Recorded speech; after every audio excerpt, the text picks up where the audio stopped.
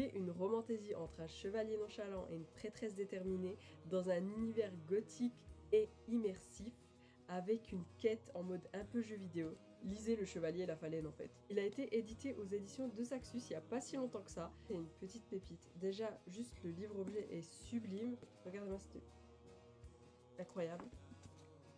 Ce livre a été un véritable coup de cœur pour moi. En fait, j'ai pas les mots tellement j'ai aimé. J'ai mis un peu de temps à lire parce que je suis légèrement malade. Les 400 pages passent vraiment toutes seules. Le début peut sembler un peu long parce qu'il y a des mots assez moyenâgeux, mais la plume est hyper fluide.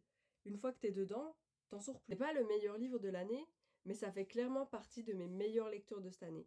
En fait, on a un enchaînement d'événements qui fait qu'on a toujours envie d'en savoir plus. Même après l'avoir terminé, il me faut le tome 2.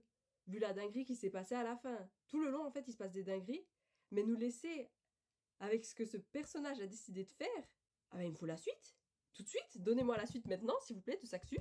On a des tropes de qualité, des personnages incroyablement attachants, mes préférés, vraiment mes chouchous, mes amours, Rory et la gargouille, je les aime de tout mon cœur. 6 aussi a une place très spéciale dans mon cœur, bien entendu.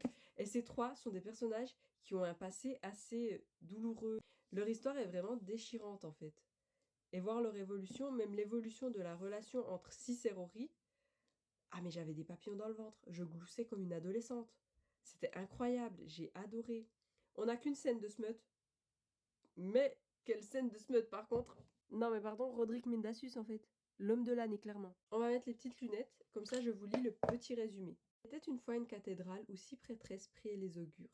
Chaque jour elles se noyaient et voyaient le futur de ceux qui venaient en quête de conseils. Chaque soir elles rêvaient du leur et de liberté. Car les prophétesses d'Esling exerçaient pendant 10 ans avant de pouvoir franchir le mur et découvrir le monde. C'était la promesse qu'on leur avait faite. Un jour, le roi et ses chevaliers arrivèrent à la cathédrale en quête de présages. En dépit des règles, Sis, l'une des devineresses, conclut un marché avec le plus rustre d'entre eux. Quand ils repartirent, les prêtresses se mirent à disparaître.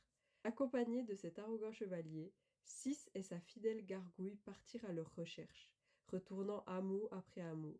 La jeune femme était prête à tout, même à défier les augures eux-mêmes pour retrouver ses sœurs. Puis son monde s'écroula.